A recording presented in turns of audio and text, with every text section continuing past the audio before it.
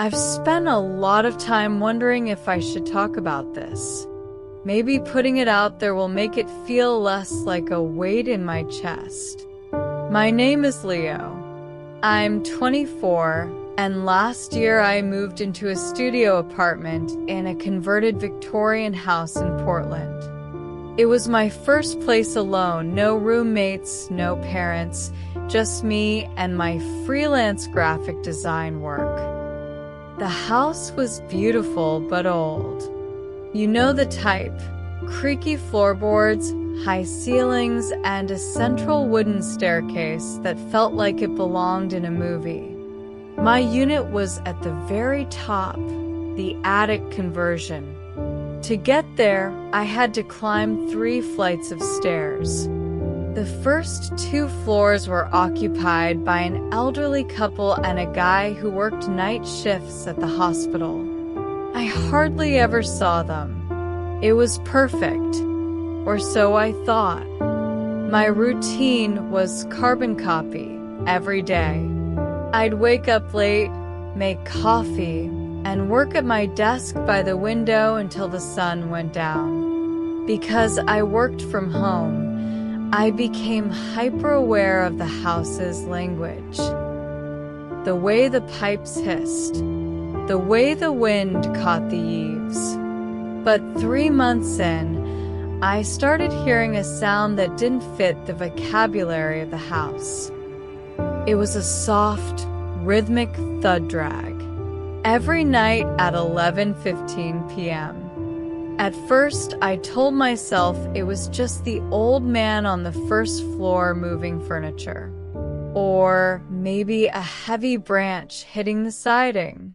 I even convinced myself it was just my own heartbeat in my ears because I'd been staring at a screen for 12 hours straight. "You're just tired, Leo," I'd say out loud. "The house is just settling." But does a house settle at the exact same minute every single night? One Tuesday, I was coming back from a late grocery run. The lobby was pitch black because the motion sensor light was broken. I started up the stairs, my bags heavy in my hands. As I reached the second floor landing, I felt a sudden, freezing draft. I looked up. The door to the basement, which was always locked, was cracked open just an inch. I stared at it. Why would it be open? I felt a prickle of sweat on my neck. I reached out, pushed it shut, and heard the latch click. I ran the rest of the way up to my room, locked my door, and didn't look back. I spent the next hour convincing myself the wind had blown it open. It had to be the wind, right? A week passed. The thud-drag sound stopped, and I actually started to feel stupid for being so scared. I even laughed about it during a FaceTime call with my sister.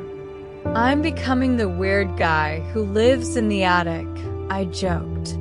But then the visual stuff started. I was at the local laundromat, about 4 blocks away.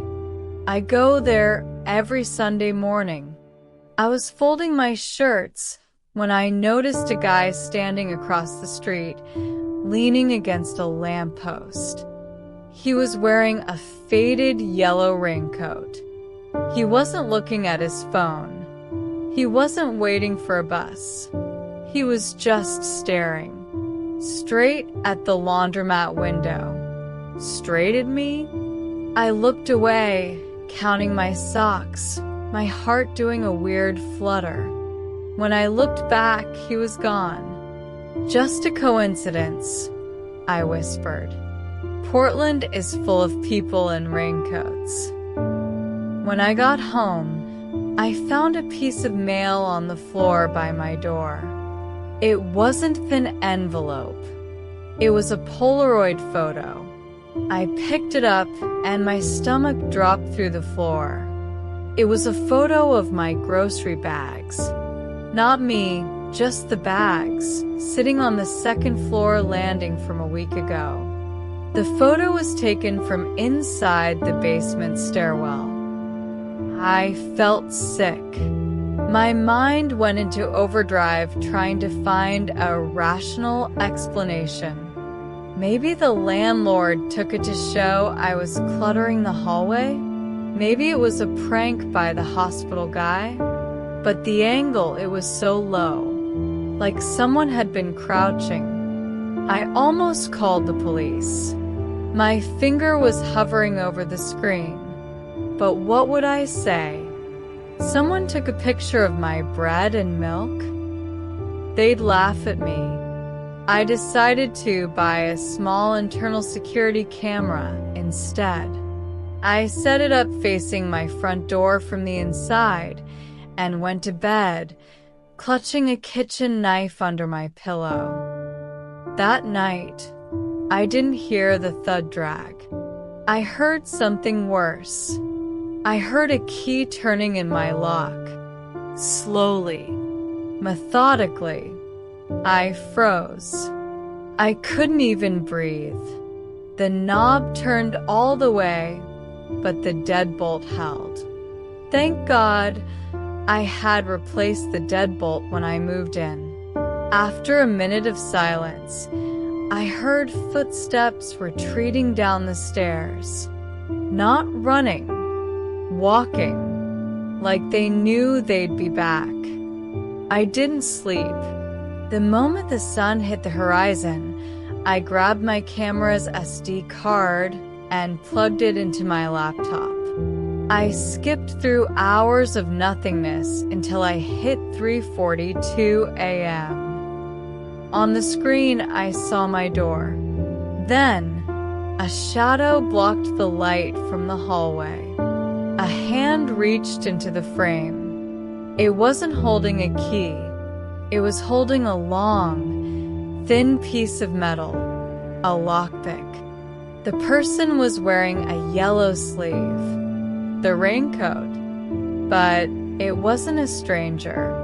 As the person turned to leave, the light from the hallway caught their face for a split second. It was the elderly man from the first floor, Mr. Henderson, the sweet, old man who had given me cookies when I moved in. I didn't wait. I called the police, and this time I had proof. When they arrived and searched his apartment, they didn't just find lockpicks. They found a crawl space behind his closet that connected to the building's old ventilation shafts. Inside that crawl space, they found hundreds of photos. Photos of a nurse on the second floor.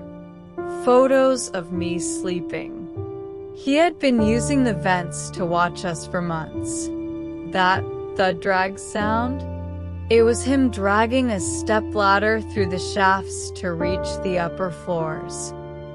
Mr. Henderson was arrested, but because of his age and a dementia plea from his lawyers, he was sent to a secure care facility instead of prison. They told me I was safe now. I haven't gone home since. I am writing this from a hotel room. I don't know how he found me, or if it's even him. Maybe it's someone he met in that facility. Maybe I'm just losing my mind. But if I don't post an update by next week, please call someone. If you connected with my story and want to hear real-life stories like mine, there are many more waiting. Subscribe, like, and turn on notifications to hear more real stories.